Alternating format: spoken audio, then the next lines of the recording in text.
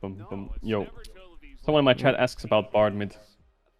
So Bard mid, so the thing about it is because he's perma-roaming almost, right? He's like always on the map when he's mid. He's collecting more chimes, especially ones that spawn in enemy jungle, so he gets chime accumulation a lot faster, which means that he hits his like special chime breakpoints really quick. He also gets EXP from chimes. A lot of people don't know that. So when you're doing the roaming Bard thing, like one of the problems with Lulu, Karma, and Janna when they were in top lane is they wouldn't be able to go back up to top lane that easy, and even when they couldn't really farm that well unless it was like Janna, or not Janna, Karma. But Bard, he's running around both sides, and then because of his magical journey, he can move his jungler through vision too. Because he's mostly auto-based, and he doesn't need to do anything, you have like lots of different itemization on him that are all really cheap, because he's just auto-attacking and then casting his basic abilities. So the enemy mid laner can go up, but then you and your jungler share EXP. He gets chimes with the XP, and then Bard scales with just his chimes. And then the idea is just like Janna, Karma, Lulu, the enemy jungler is under-leveled, whereas the enemy mid is above Bard, but that's fine because you're Bard. But you feel like the game is... Yeah. Oh no, Korean, sorry. No, Bard isn't as far behind as Janna, Karma, and Lulu were because of his chimes. Like he has built-in scaling. Yeah, the only thing I would say is like, do you feel like... So in my head, if I imagine Bard mid, he will never have mid push. Unless his jungler comes to push with him and then move together. Almost like funnel in a sense.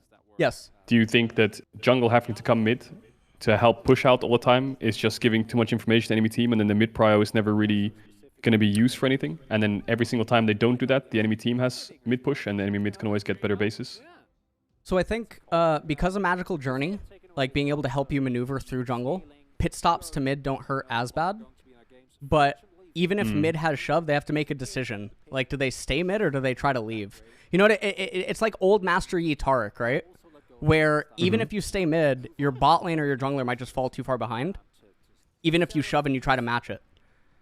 Because it's not like Bard's weak. He hits like a fucking truck. He's really strong. The point, like, is in a sense, is like you are putting a lot in mid because you need to dedicate yourself to like those pit stop push outs, right? Which is good for jungle, right? But if your side lanes have ever got bad wave states, take bad trades, or have a wave that needs a push out themselves, or is frozen on them, it's really hard for them to play if jungle's giving away so much information as to which side he's leaning towards because he's playing from Bard's mid push, right?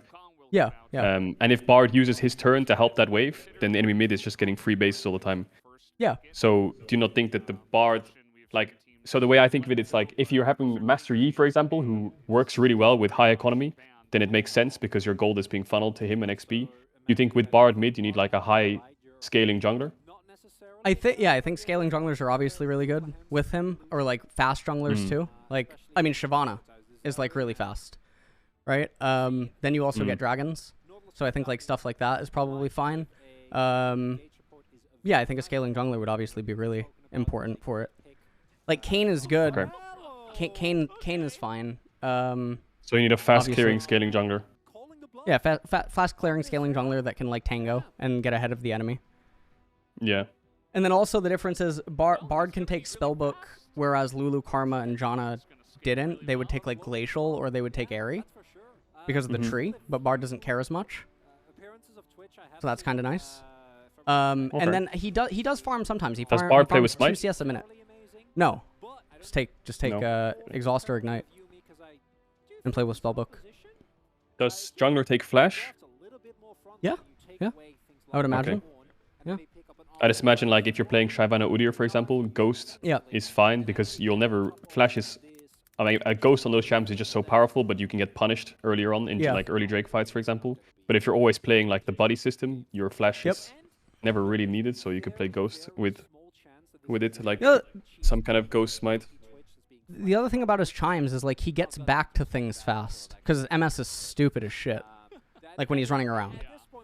Like Lulu, Karma, Janna, they don't have that going for them. That he's so quick with the tunnels and stuff. What keystone does Bard take? Predator? Spellbook. Spellbook. Oh, okay. Yeah.